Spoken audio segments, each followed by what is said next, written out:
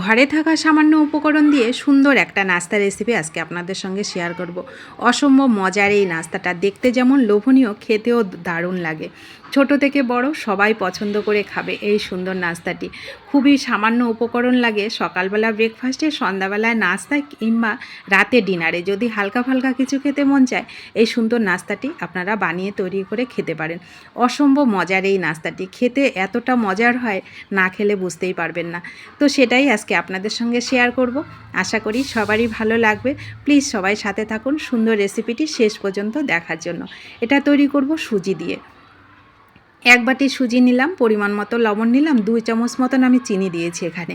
তো দিয়ে আমি এক বাটি আবার লিকুইড দুধ নিয়ে নিলাম, একটু হালকা গরম দুধ নিয়েছি, তাহলে সুজিটা খুব তাড়াতাড়ি নরম হয়ে যাবে।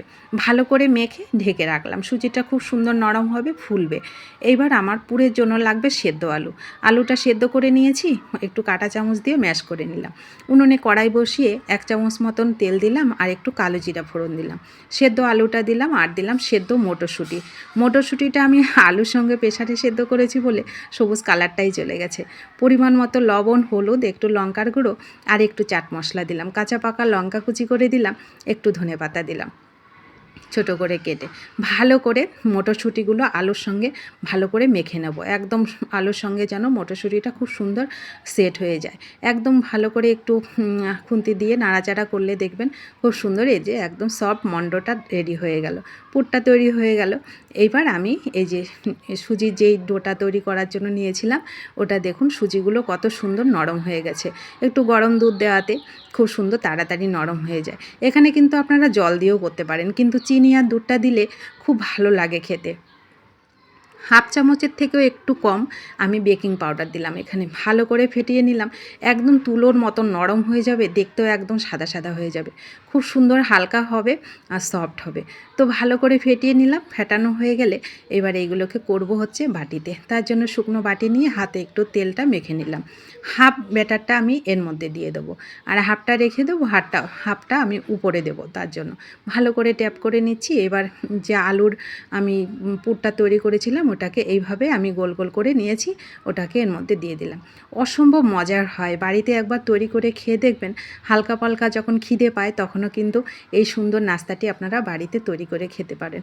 অসম্ভব মজার নাস্তা। একটু কালারের জন্য, মানে দেখতে সুন্দর দেখানোর জন্য উপর থেকে দিলাম একটু লঙ্কার গুঁড়ো আর ধনেপাতা।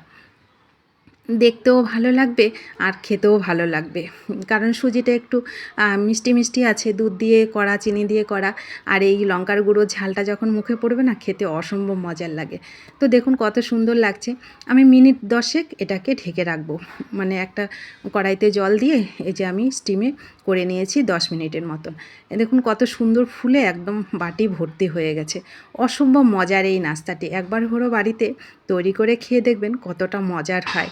বাচ্চাদের টিফিনেও কিন্তু দিতে পারেন, বাচ্চারা আর কখনো রিটার্ন নিয়ে আসবে না এই সুন্দর নাস্তাটা। তো আমি সব 3টে বাটি নামিয়ে নিলাম। দেখুন কত সুন্দর একদম ফোলা ফোলা হয়েছে আর নরম হয় এতটা, কেকের থেকেও নরম সফট হয়, মানে বাটির থেকে তুলতে গেলে একবারে ভেঙে যায়, এতটা নরম আর সফট হয়। তো দেখুন আমি তুলে নিয়েছি, সবগুলো একইভাবে তুলে নিচ্ছি। তো ভিডিওটি ভালো লাগলে ভিডিওটিতে একটু লাইক করবেন, সবাইকে শেয়ার করে দেবেন, সবাই যেন এই সুন্দর নাস্তাটা তৈরি করে খেতে পারে। আর ভিডিওটিতে একটু লাইক করবেন, একটু কমেন্ট করবেন, আপনাদের কমেন্টগুলো পড়তে খুব ভালো লাগে। একটু কমেন্ট না করলে বোঝাও যায় না আপনারা আমার ভিডিওগুলো কেমন পছন্দ করেন। আর ইউটিউব থেকে দেখলে ইউটিউব চ্যানেলটা একটু সাবস্ক্রাইব করে দেবেন। যারা সাবস্ক্রাইব করেছেন তাদেরকে অসংখ্য ধন্যবাদ। তো দেখুন কত সুন্দর নাস্তা আমার রেডি হয়ে গেল। অসম্ভব মজার নাস্তা, বাড়িতে একবার হলেও তৈরি করে খেয়ে দেখবেন কতটা ভালো, কতটা সুন্দর এই নাস্তাটা। তো সবার সঙ্গে দেখা হচ্ছে পরবর্তী ভিডিওতে। সবাই ভালো থাকবেন, সুস্থ থাকবেন। ধন্যবাদ শেষ পর্যন্ত দেখার জন্য।